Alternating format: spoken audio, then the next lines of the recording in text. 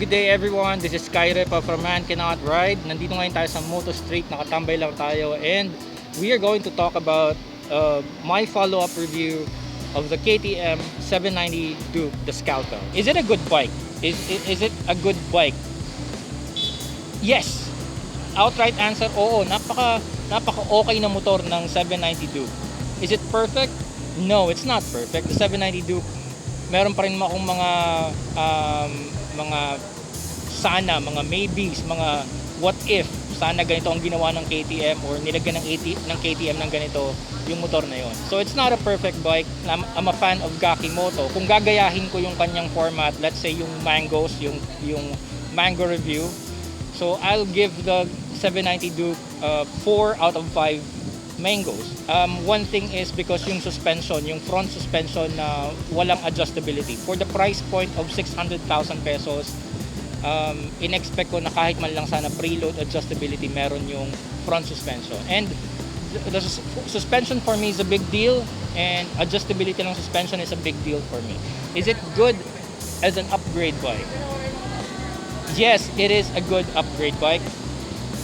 It's a good upgrade bike because it has a lot of features, it has a lot of capabilities. Ang tanong dito is, kung meron kang 400cc na motor, kung meron kang 400cc na motor na nakakapag-expressway ka na, then is the 790 Duke a good upgrade bike from that? And again, the answer is yes, because it has more features, more capabilities as a bike. Para sa akin, ang mas mahalagang tanong is it a good second bike?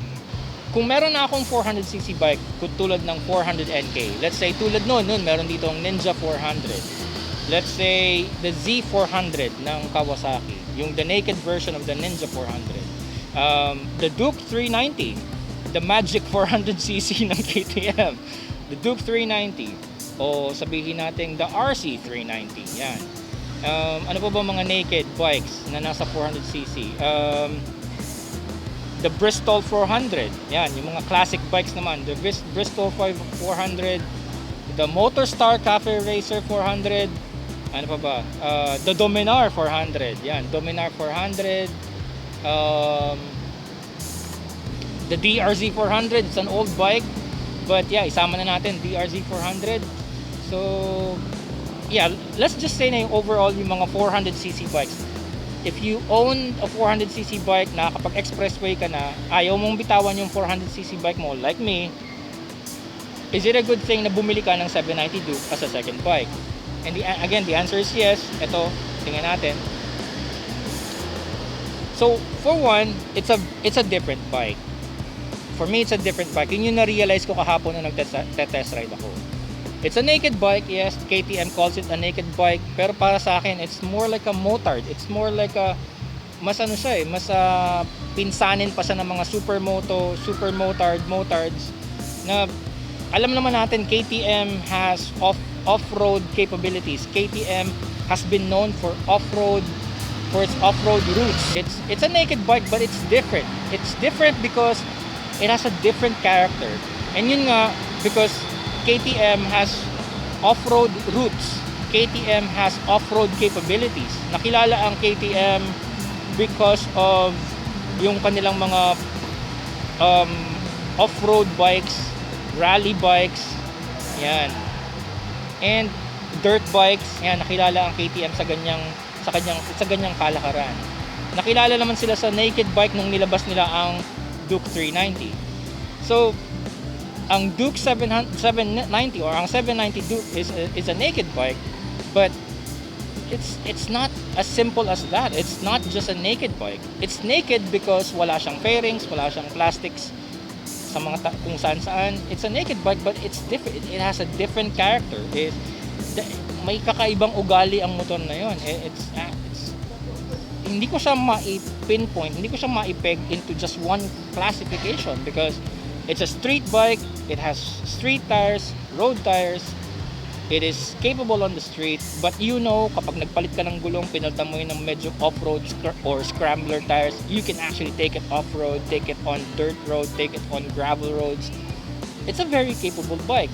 So it is different because of its character, and that is something really good for the KTM 790 Duke. And there's one more thing. It's it's a fun bike. Tulad ng review ko kahapon, it's just amazing to ride dahil talagang bibiruin ka ng bibiruin ng motor na yon na wag maging matinong rider. So it's a fun bike. Kapag ang motor mo is the KTM 790 Duke, lalabas yung kalokohan mo sa katawan mo. just like yesterday nung I was just really having fun yesterday. I had a lot of fun.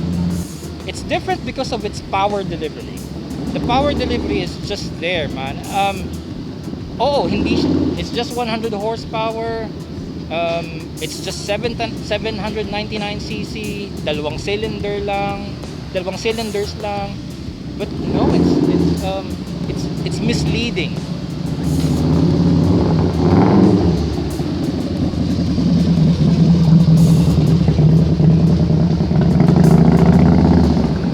What a great soundtrack. Marami ako na-test na bike nung naghahanap nga ako ng mabibili kong motor. The power delivery is just different. It's just there. When you ask for the power, it will give you the power. Although, meron akong problema sa fueling niya sa lower RPM kapag gumagapang sa traffic. But, again, paglampas mo ng lower RPM, kapag nasa middle RPM ka na, or parating ka pa lang sa mid RPM, and then you ask for the power, and it's just awesome. The power delivery is just, it's so much different from other bikes that I have tested. One more thing is the way it handles. Although kahapon, hindi ko na-test kung yung handling capabilities niya dahil hindi naman tayo nakapunta sa twisties. Pero I know the bike wants to turn. And I can feel it. Kahit yung mga simpleng liko lang dito sa BGC kahapon, I can feel the bike, it wants to turn. And when it's turn in, kapag nasa turn in na yung bike, and when it's doing the mid corner, it just wants to stay that way. Gusto nyo laging nakahiga. And the bike is very light. It's very light. Konti lang ang bigat niya sa Duke 390. And imagine the Duke 390 has what? 44 horsepower, 45 horsepower? And the 790 Duke has 100 horsepower, give or take, plus 3, plus 5, I don't know. So yung power to weight ratio is really good. The power delivery is awesome. And again, yung lahat ng yon is iniinganyo ka na maging masaya sa pagmumotor. Iniinganyo ka to have fun on the motorcycles.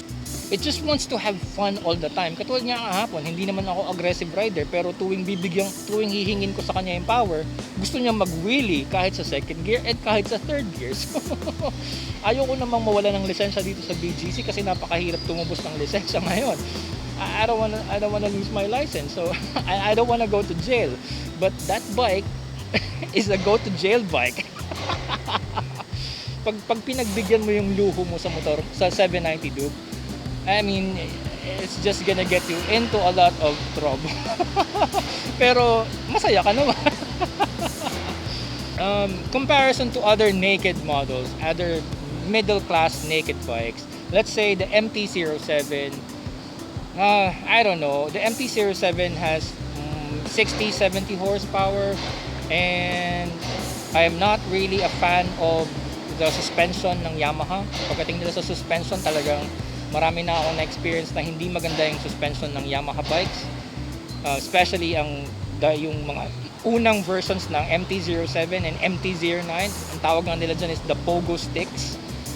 Okay, dahil talagang sobrang iba yung, hindi maganda yung kanilang front suspension. I cannot compare the 790 Duke to the MT-07 because hands down, panalo ang 790 Duke sa MT-07.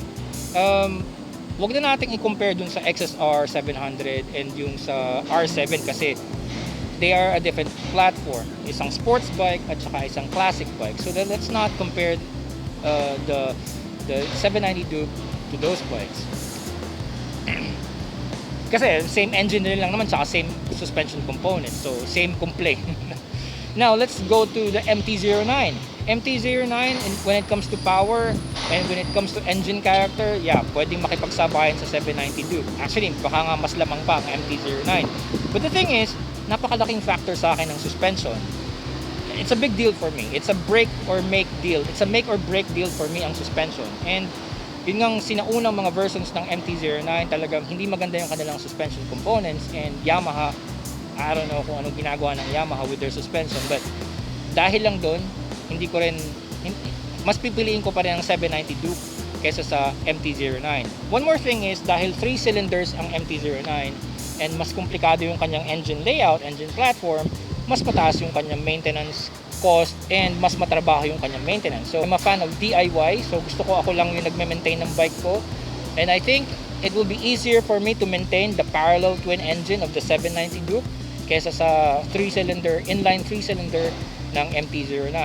And that's just the engine. May iba pang mga components. Okay, let's go to another bike, the SV650. Now, the SV650 has a V-twin engine, and dahil doon, mas pipiliin ko ang 790 over the SV650. Because although may character ang V-twin engine at maganda yung kanyang tunog, maganda yung kanyang character and power delivery, but komplikado kasi yung layout ng V engine when it comes to one thing, when it comes to modding your exhaust. So we have a two headers opposite each other, tas yung routing ng exhaust. It's a little bit more complicated than the 792. Dahil ang 790, it's a parallel engine and nasa harap lang lahat yung headers niya. So in terms of, again, maintenance and modification, mas pipiliin ko ang 790 Duke over the SV650. Just because of that, yung complicated V-twin engine. And I have nothing against the SV650. It's a good bike. And I also admire that bike. But yun lang yung setback sa akin. It's the maintenance and the modification factor ng the V-twin engine.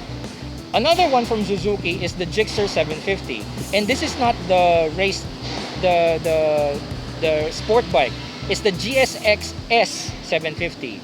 If I compare the 790 Duke to the GSX S 750, again, it's all on the engine. The engine, it's an inline 4 sa Suzuki, parallel twin sa 790, and when it comes to maintenance, cost of maintenance, DIY maintenance, modifications, mas papabor ako sa 790 Duke because it's a simpler layout and it's an easier layout to work with. Although, again, sabi ko nga, di ba, if I will have a Suzuki right now, I will choose the GSX S 750 because I really admire that bike. Naupuan ko na rin yon, na-test ko na yun sa kasa, pero hindi ko pa na-test ride. Hopefully, sana Suzuki, di ba? Sana, sa baka naman. But, if I have to choose, kasi pareho lang sila ng price point eh. Almost nasa 600,000 din ang GSX S 750. It's a tough choice between those two bikes. Kaya special mention sa akin ng GSX S 750. But really, I mean, it's if I'm gonna choose between the two engine platforms, I will choose the 790 Duke over the GSX S 750. Yeah, it's a tough choice. It's really tough for me. But I will still give my vote to the 790 Duke. So ito na yun, sa last minute of this video, I will say the 790 Duke is a good bike. It's a good upgrade bike coming from a 400cc, and it's also a good second bike if you have a 400cc. O siguro kung meron kang liter bike, kung meron kang 600cc bike, kung meron kang sports bike, o meron kang classic bike, the 790 Duke is a good second bike or a good next bike kung marami ka ng motor, because it's different. It has a different character. It wants to have fun all the time. It's just an amazing bike. It's just an amazing bike. Alright, so ride safely everyone. Thank you so much for watching. I'm gonna see you on another video. Okay? Alright, have a nice day.